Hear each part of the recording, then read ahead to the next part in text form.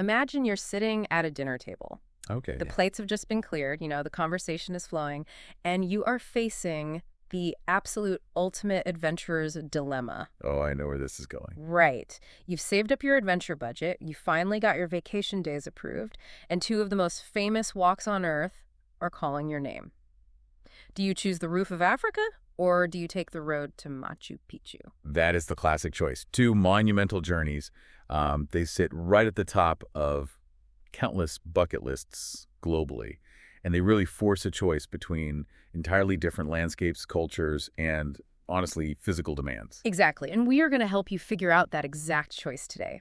So we're drawing our insights from this incredibly detailed piece. It's titled Vertical Sky, Kilimanjaro VSS, and it's written by Graham Noble from Vertical Sky. Right. And right away, there's this detail about the source that is wondrously refreshing. Vertical Sky is actually an ethical Kilimanjaro climbing company. I mean, they run Kilimanjaro climbs for a living. Yeah, which makes you think, oh, this is just going to be a heavy-handed sales pitch for their own mountain, right? Exactly what I thought. But instead, they offer this remarkably candid, really honest comparison of both experiences. Yeah, they just lay their cards on the table right from the very first paragraph. Yeah. They admit their hearts live on Kilimanjaro, obviously, but they recognize a fundamental truth here. These are two completely different adventures wearing similar boots. Right. Their goal isn't to declare one, objectively better than the other. It's just to define what each mountain actually asks of the person climbing it. And the mission for our deep dive today is to help you figure out which of those asks is the right fit for you. So, okay, let's unpack this. We really have to start with the fundamental difference in the actual day-to-day experience. Like, if I drop you on day 2 of both trails, what are you actually looking at? Well, let's look at the classic Inca Trail first. Yeah. You're immersed in a 4-day, roughly 43-kilometer trek through the Andes in Peru. And the environment is just heavily textured. You're navigating these high mountain passes. You're walking through dense, misty cloud forests. And of course, you're passing ancient Inca ruins that literally stair-step down the mountainsides. You're basically walking a path carved by an empire. Exactly. It's profoundly historical. It sounds incredibly cinematic, to be honest. Like you're walking through a living museum where every turn just offers a new piece of architecture or history to look at. Yeah, the entire path is a walk through civilization.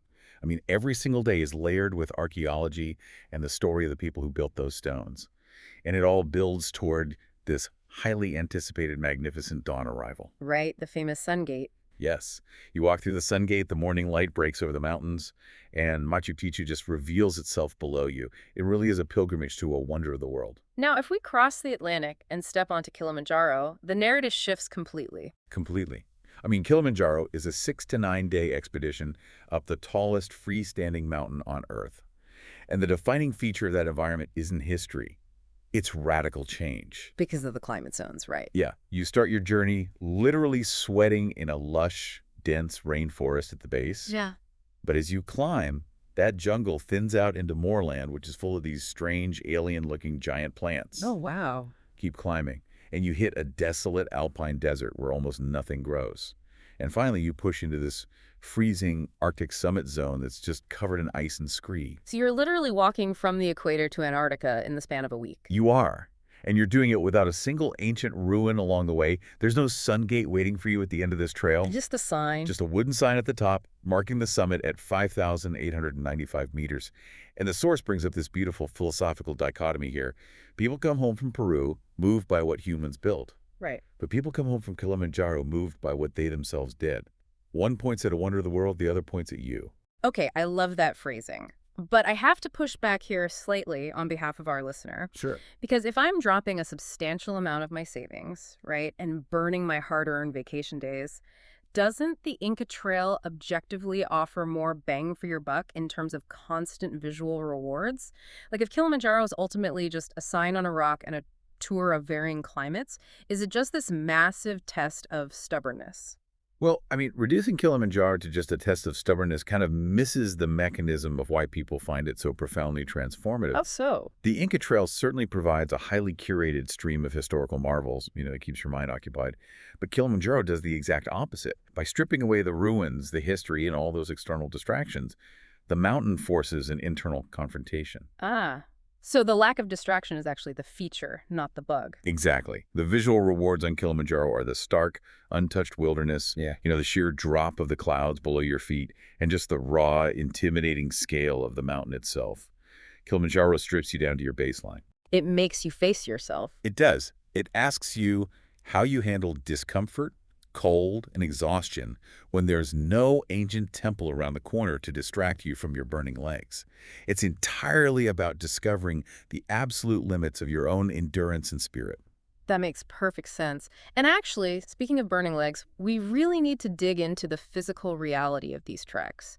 Because the source emphasizes that neither of these routes requires technical mountaineering skills, right? You aren't hanging from a cliff face with an ice axe. No, no. They are essentially walks. Right. You do not need ropes, harnesses, or any specialized climbing experience for either one. You're just putting one foot in front of the other. Right. The primary difference, and really the factor that dictates every single logistical and physical aspect of the trip, is the altitude, and specifically how that altitude interacts with human physiology over time. Okay, let's break down the mechanics of that, starting with the Inca Trail. Where does the altitude really hit you there? So the defining physical challenge on the Inca Trail is this location ominously named Dead Woman's Pass. Sounds lovely. Yeah, right. It's the high point of the trek, and it sits at approximately 4,215 meters. So when you're pushing up those steep Inca steps toward that pass, you are in an environment with significantly lower barometric pressure. Which means the oxygen molecules are spread further apart. So every breath you take is literally pulling in less oxygen than your body is used to. Exactly. Your heart rate spikes to compensate. Your muscles feel heavy because they are starved for their usual fuel. And just basic forward momentum becomes a massive chore. It is one genuinely tough day where the altitude absolutely demands your full attention. But there is a catch, right? Yes, here is the critical physiological relief. After you cross that pass, you immediately descend. Oh, so you don't actually have to stay up there. Nope, you drop down to sleep at much lower, more comfortable elevations where your body can recover. The trail continues its downward trajectory towards Machu Picchu, which sits at around 2,430 meters. So you experience extreme altitude, you feel its harsh effects, but your body is granted a reprieve to heal and rest. Now, if we look at the scale of Kilimanjaro, that reprieve simply does not exist. Not at all. Kilimanjaro goes half again as high as Dead Woman's Pass, and it stubbornly stays high. Your final camp, like the place where you're trying to rest and digest food before the summit push, sits above 4,600 meters. Wait, so you are trying to sleep in a tent at an elevation higher than the absolute highest point you ever reached on the Inca Trail? Yeah. And that lack of meaningful recovery at night takes a huge cumulative toll. Your body is constantly working overtime just to maintain basic functions. And then you have to climb further. Right. You wake up in the freezing dark for summit night and push upward to a staggering 5,895 meters.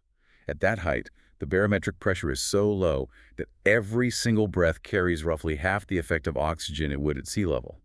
Your body's just operating in a state of sustained hypoxia. Wow. It sounds like the Inca Trail visits altitude like a tourist on a day trip, but Kilimanjaro moves in and signs a lease. That is a perfect way to put it.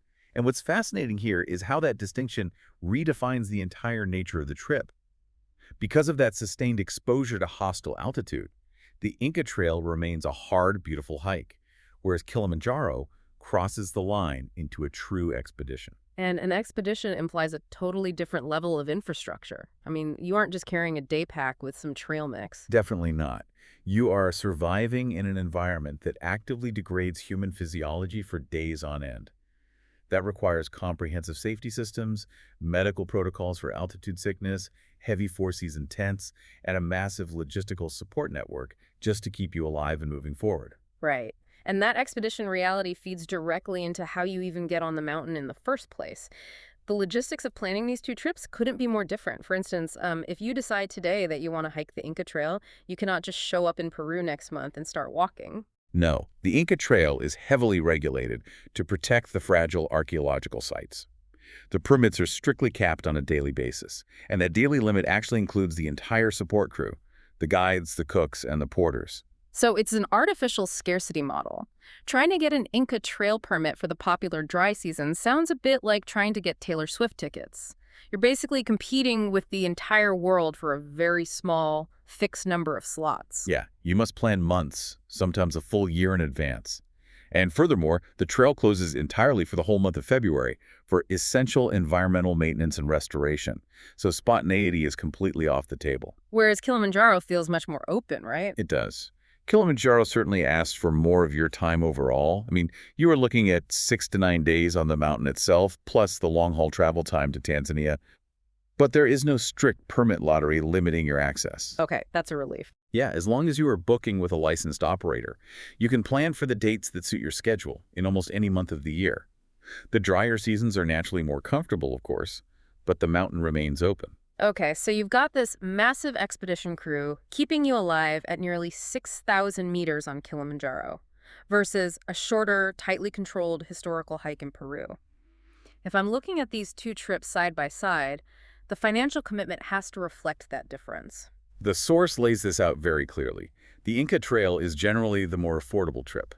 A properly run, guided trek will typically cost in the high hundreds to low thousands of dollars, and that's not including your international flights. Right, and Kilimanjaro. Kilimanjaro is a major financial investment. It typically runs into several $1,000s. Which makes sense when you think about the sheer volume of resources moving up the mountain with you. Exactly. Kilimanjaro requires funding what is essentially a small, moving village. You are paying for expert guides, trained cooks preparing hot meals at 4,000 meters, and a dedicated team of porters to carry the heavy tents, days of food, and all that essential safety equipment. Plus the park fees. Right, you're paying significant daily national park fees for a week or more. But most importantly, you are funding the altitude safety systems. Emergency oxygen, pulse oximeters, evacuation protocols, all the stuff required when taking human beings into the death zone. So what does this all mean for the consumer? Like, if I'm scrolling online trying to save a buck and I see a dirt cheap price for a Kilimanjaro climb or an Inca trail trek, what am I actually sacrificing to get that discount? That is perhaps the absolute most critical question anyone booking these trips can ask. And the source provides a golden rule that applies equally to both mountains on both continents. Which is? The cheapest option is usually cheap because of what it quietly removed. And almost always, the very first thing to be sacrificed is crew welfare. Oh man, that is the dark side of adventure tourism that rarely makes it into the glossy brochures. It really is. But it's the economic reality of the industry. You simply cannot run a massive expedition on a shoestring budget without squeezing the people doing the hardest work. Right. Dirt cheap prices often mean that the porters carrying your gear are underpaid, poorly fed, or lacking the proper warm clothing for freezing conditions. It can also mean corners are cut on critical safety equipment, like, skimping on emergency oxygen or hiring guides without advanced medical training. So the mandate for our listener is pretty clear. Whichever continent you choose, you must factor the ethical version of the trip into your budget. You are paying for the safety of the crew just as much as your own. Absolutely. So assuming you have done that research and booked a responsible operator, the next hurdle is physical. How do you prepare your body for what is to come? Well, the foundation for both treks is the same, right? You have to get used to walking uphill. But the source indicates the Inca Trail is a bit more forgiving for the average hiker. Okay, in what way? If you can comfortably hike 4 to 5 hours uphill, the Inca Trail is well within your physical reach. You definitely need cardiovascular fitness to handle Dead Woman's Pass. But the shorter duration makes it a highly achievable goal for most active people. Okay, so if the Inca Trail requires being able to hike 4 to 5 hours a day, I'm guessing Kilimanjaro isn't about suddenly needing the speed of an Olympic sprinter. It's more about sheer, stubborn endurance. Yeah. You just have to be able to do that same 5-hour hike, but for a week straight, on half the oxygen. You hit the nail on the head. Kilimanjaro demands that exact same baseline physical ability, plus the deep endurance to do it day after day.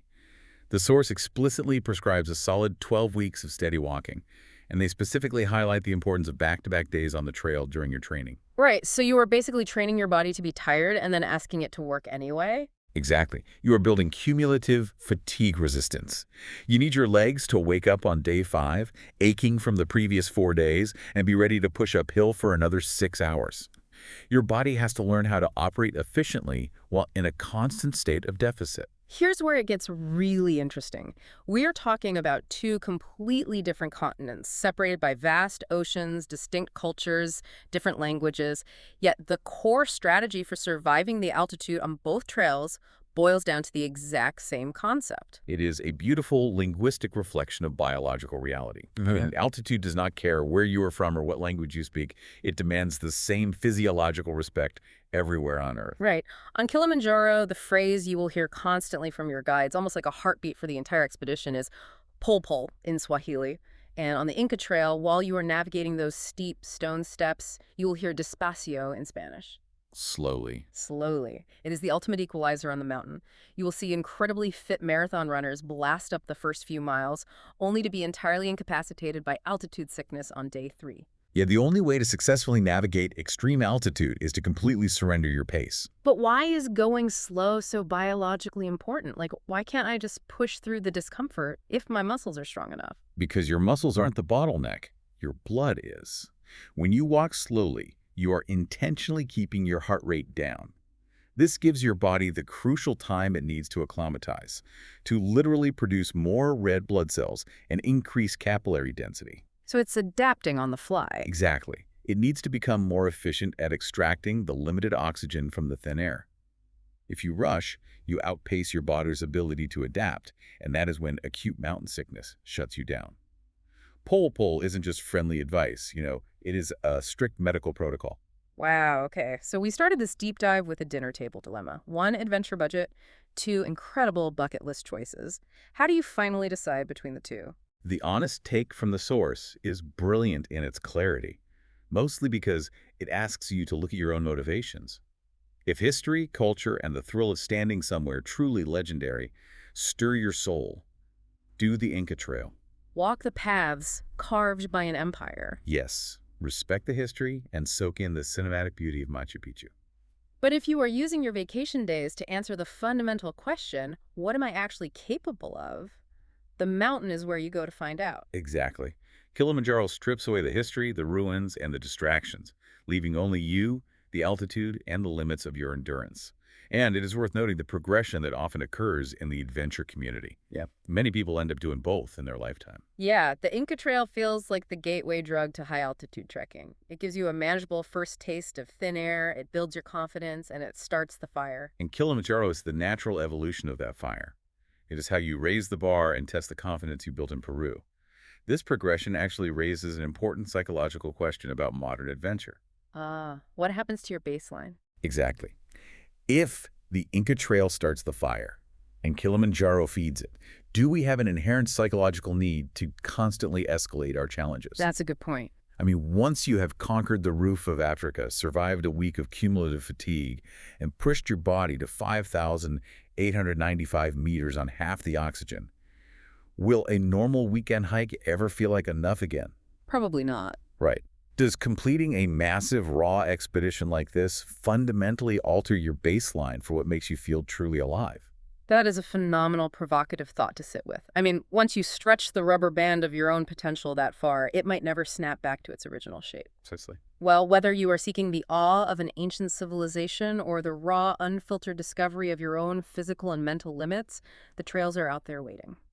Thank you for joining us on this deep dive into the heights of human adventure. Take some time to think about what stirs your own soul, whether it is the journey outward or the journey inward, before booking your next flight. Until next time.